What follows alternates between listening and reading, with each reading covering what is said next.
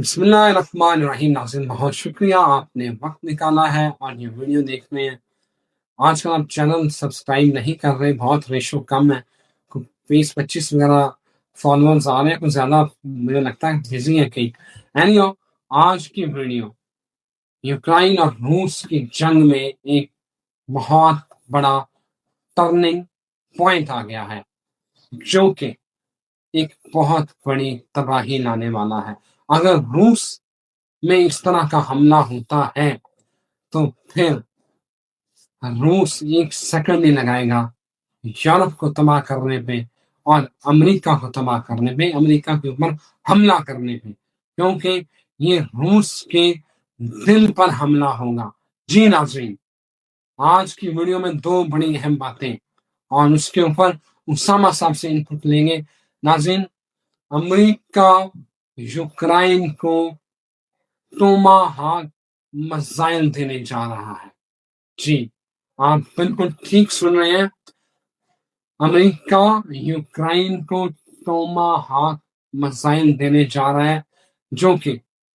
اگر یوکرائن سے وہ لانچ کریں گے تو ماسکو میں جا کے گرے گا. یہ ہے اور اس کی منظوری ہونے والی ہے، اور جو امن کی باتیں ہو رہی تھی وہ ہوا ہو جائیں گی. اور اگر کسی بھی سینٹ پیٹربرگ، ماسکو، کسی بڑے ایک شہر پہ حملہ ہو گیا تو روس پھر کیا کرے گا، یہ اسامہ صاحب سے پوچھوں گا. دوسری بڑی اہم بات، آپ کو یاد ہوگا ہم نے آپ کو بتایا تھا میڈیا کے حوالے سے، جرنلسٹ کے حوالے سے، ٹی وی چینلز کے حوالے سے، اس وقت 40 ٹی وی چینلز کے صحافیوں نے پینٹاگون کی پالیسی کا بائیکاٹ کر دیا ہے اور انہوں نے پینٹاگون میں اپنے آفسز خالی کر دیے ہیں. انہوں نے کہا کہ جس طرح کا آپ دے رہے ہیں کہ یہ فارمولا ہوگا، اس طرح آپ رپورٹنگ کریں گے، وہ ہمیں منظور نہیں ہے. CNBC اور باقی جو فاکس نیوز ہیں اور جو دوسرے بڑے ادارے ہیں انہوں نے انکار کر دیا ہے پینٹاگون کا حکم ماننے سے. یہ ہم آپ کو بتا چکے ہیں، ویسے اسامہ صاحب نے کیٹاگونیکلی اپنی ویڈیو میں بتایا تھا، لیکن آنے والا وقت صحافیوں کے لیے کیسا ہوگا. لیکن سب سے پہلے روس، یورپ،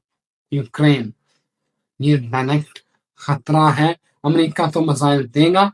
یورپ کے لیے کیا کچھ ہونے والا ہے یہ جانتے ہیں. Muhammad Usama Ali, very famous astrologer, business consultant, religious scholar. Usama صاحب.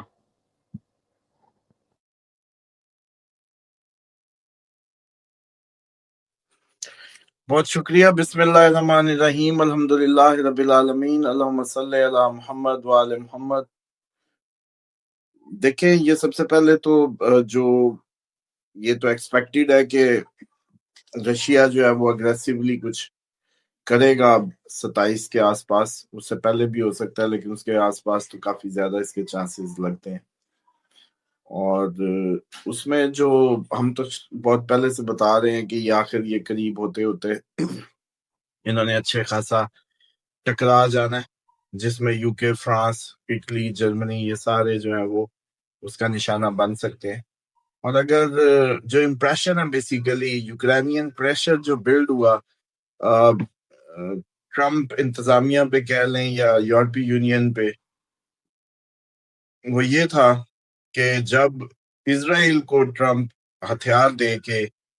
اتنے ممالک کے ساتھ لڑوا سکتا ہے اور پھر اس کا جیسے کہتے ہیں کہ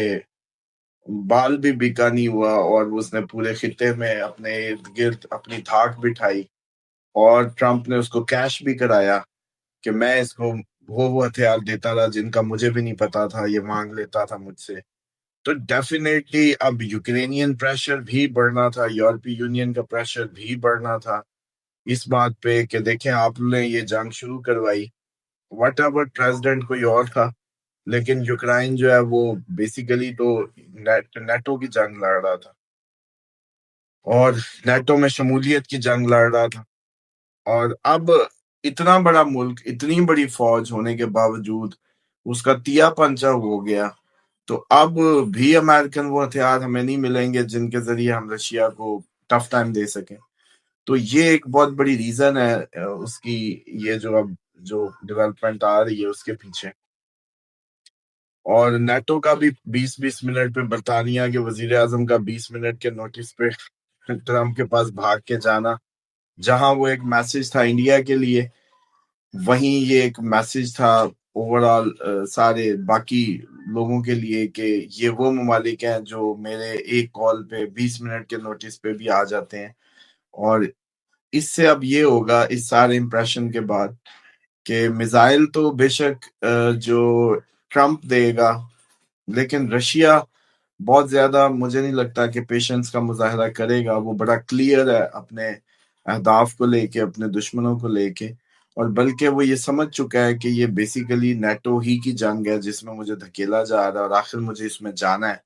تو وہ پھر جیسے کہتے ہیں کہ وہ چلا جانے والا ہے اس خبر کے بعد، اس کی منظوری کے بیان کے بعد ہی اپنا ری ایکشن وہ دینا شروع کر دے گا. آپ لوگوں کو اس کے حملوں میں اور اس میں شدت ملے گی، اور شاید وہ اس کو کسی ڈیسائیڈنگ اس تک لے جانے کی کوشش کرے. اور یہ جو صورتحال یہ جو بن رہی ہے، یہ یو کے لیے، فرانس کے لیے زیادہ خطرہ ہے. اور وہ اس وجہ سے بھی ہے کہ رشیا بہت جیسے کہتے ہیں کہ جو بھی امریکن غصہ ہے وہ سب سے پہلے ادھر نکالے گا. اور باقی جو ڈائریکٹ امریکہ کی جو جنگ کی بات ہے، چائنا کو اس نے ویسے ہی ناراض کر دیا ہے. رشیا پراپرلی آن بورڈ نہیں ہے اس طریقے سے پابندیوں کے بعد. تو گھوم پھر کے کہانی تو یہی بننی ہے کہ جو سب کو وہ کیا کہتے ہیں بادی النظر میں جو نظر آ رہا ہے سب کو کہ کون کس کے ساتھ ہے، کون کیا کر رہا ہے، اب شاید اس کے عملی مظاہرے کا وقت آیا چاہتا ہے. اور اس میں کچھ زیادہ دن نہیں نظر آتے، اور اس پہ بہت عرصے سے ہم انڈیکیٹ کر رہے تھے کہ یہ کبھی بھی یہ 27 تک یہ ہو جائے گا یا ہو سکتا ہے، اس کے ہائی چانسز نظر آتے ہیں. ایسٹرالوجیکلی بھی دیکھیں اور ویسے بھی اگر آبزرو کریں اب تک کی جتنی ڈیولپمنٹس ہیں ان کو بھی آبزرو کریں تو خصوصاً اب یورپ کے اور یو کے لوگوں کو چاہیے کہ جس طریقے سے ہم پہلے ان کو خبردار کرتے رہے ہیں، اپنی جو چیزیں ہیں وائنڈ اپ رکھیں، اپنے ایمرجنسی کٹس ریڈی رکھیں، ڈاکومنٹس کے بیگز ریڈی رکھیں، اپنی چیزیں کبھی بھی ان پہ یہ وقت آ سکتا ہے اور اس کے بھرپور چانسز ہیں. اور خیر ہم یہ تیاری یو کے کی گورنمنٹ سے پہلے کروا رہے تھے، یہ کوئی آج کی نہیں ہے. یو کے کی گورنمنٹ نے بھی ان کو انسٹرکشنز دی تھی نوٹ رکھنے کی، کیش رکھنے کی، اس سے پہلے خوراک وراک کٹھی کرنے کی. تو جہاں یو کے اور یورپ کو فیس کرنا ہے جو ریسیزم کہہ لیں، جو ہم نے پچھلے سال ہی بتا دیا تھا کہ اپریل کے بعد دنیا میں مذہبی فسادات اور مذہب کے نام کی اس کی امریکہ میں ہر جگہ آپ کو ملے گا، آہستہ آہستہ اس میں بڑھوتری ہوگی. ان 2.5 سالوں میں کا جو اینڈ ہے، مطلب مثال کے طور پہ یہ جو اپریل سے سلسلہ شروع ہوا ہے، جب اس کو 2 سال یا 1.5 سال گزر چکا ہوگا تو آپ کو اس میں ایک نیا رنگ نظر آئے گا. مثال کے طور پہ ابھی 2025 کا اپریل سے یہ شروع ہوا، تو 26 کے اپریل کے بعد پوری دنیا میں آپ کو بڑی شدت سے فسادات ملیں گے. اور جیسے وہ آگے بڑھے گا ٹائم، اور جب جائے گا 2027 کے اپریل میں، تو اس وقت یہ اور زیادہ اپنی شکل واضح کر چکا ہوگا. بہت زیادہ یہ ٹریگر ہو چکے ہوں گے جو ریلیجیس مائنڈ سیٹس ہیں، کسی شدت پسند مائنڈ سیٹس ہیں، وہ سارے کے سارے آپس میں ٹکرا رہے ہوں گے. اب جو آپ نے بات کی، ہم نے جو پریڈکٹ کیا تھا، میرے خیال ہے شاید ہی کسی نے یہ بتایا ہو، صحافیوں کے متعلق ہم نے بتا دیا تھا آپ کو کہ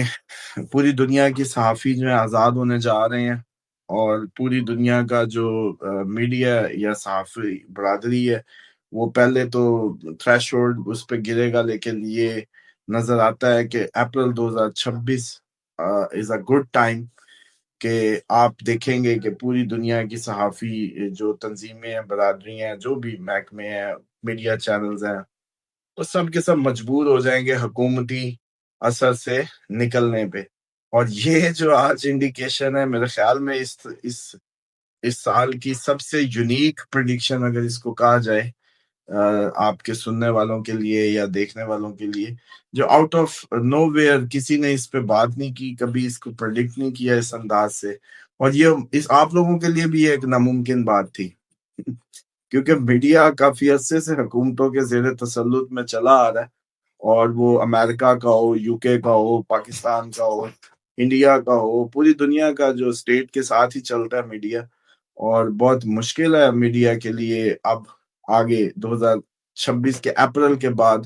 اسٹیٹ کے ساتھ چلنا، اور یہ آپ کو سمجھ لیں کہ اس کا جو آنے والے اپریل کی بنیاد جو ہے،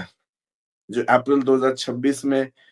شیورلی پوری دنیا میں جو ہم نے کہا تھا کہ آپ کو میڈیا باغیانہ روش اختیار کرتا نظر آئے گا، میڈیا حکومتوں کے زیر اثر تسلط سے نکلنے کی یا تسلط سے نکلنے کی وہ روش اختیار کر لے گا، یہ اسی کی بنیادیں ہیں جو آپ کو نظر آ رہی ہیں، جو سیدھی ہونے جا رہی ہیں۔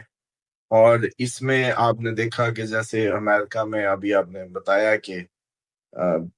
پینٹاگون کے اس کو نو کر دیا 30-40 کمپنیوں نے، تو ابھی تو یہ ابتدا ہے، یہ اگر امریکہ میں ہو رہا ہے، جو پوری دنیا میں آپ کو پتہ ہے ایک اپنا رول قائم کیے ہوئے ہے، اتنے 170 کے 75 فوجی اڈوں کے ساتھ پوری دنیا کی حکومتوں کو ہلاتا جلاتا ہے، انفلوئنس کرتا ہے، تو ڈیفینیٹلی اپنے ملک میں اگر اس کا میڈیا اس کی گرپ سے نکلنے لگا تو آپ خود دیکھ لیں، امریکہ کی جو ہم زوال کی باتیں کرتے ہیں یا اس کو جو چیلنجز آنے والے ٹائم میں درپیش ہم بتاتے ہیں، یہ تو بڑا واضح سگنل میرا خیال ہے اب آپ لوگوں کو سمجھ لینا چاہیے کہ ان کا اپنا میڈیا ہی ان کے ہاتھ سے نکلنے لگا، تو دنیا نے تو جانا ہی ہے ان کے ہاتھ سے۔ اسامہ صاحب، بھارت میں بہار اور مغربی بنگال میں الیکشن ہو رہے ہیں۔ بہار میں تو مودی کو بہت سخت چیلنجز کا سامنا ہے، تو آپ کو کیا لگ رہا ہے کہ مودی جو آنے والے اگلے الیکشن ہے 2028 یا 29 میں ہونے ہیں، اس سے پہلے کیا مودی سروائیو کر سکے گا؟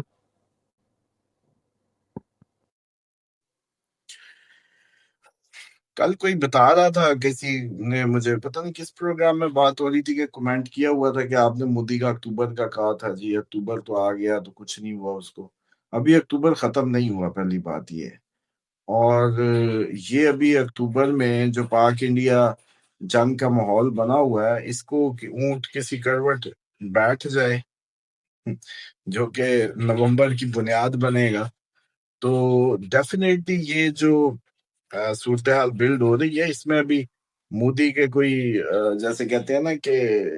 رزلٹ جو ہے وہ اس جنگ پہ نربھر کر رہا ہے،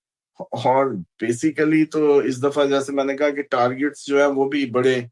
نئے ہوں گے، جیسے اب ہم نے اس سال کے شروع میں ہی اپریل کے جو ویدک ایئر کہہ لیں یا اپریل سے جو شروع ہوتا ہے ویدک ایئر ایریز سے، اس سے ہم نے بتایا تھا کہ آپ ہر خبر کے ساتھ کہہ رہے ہوں گے پہلی دفعہ ایسا ہوا، پہلی دفعہ ایسا ہوا، 100 سالوں میں پہلی دفعہ، دنیا میں پہلی دفعہ، سونا اپنی ہائیسٹ اس پہ چلا گیا، جنگیں اپنے آپ میں 20-100 بندے کے لیے 2.5 لاکھ بندہ مرا لیا، خبریں تو کیسی کیسی آپ نے سنی ہے۔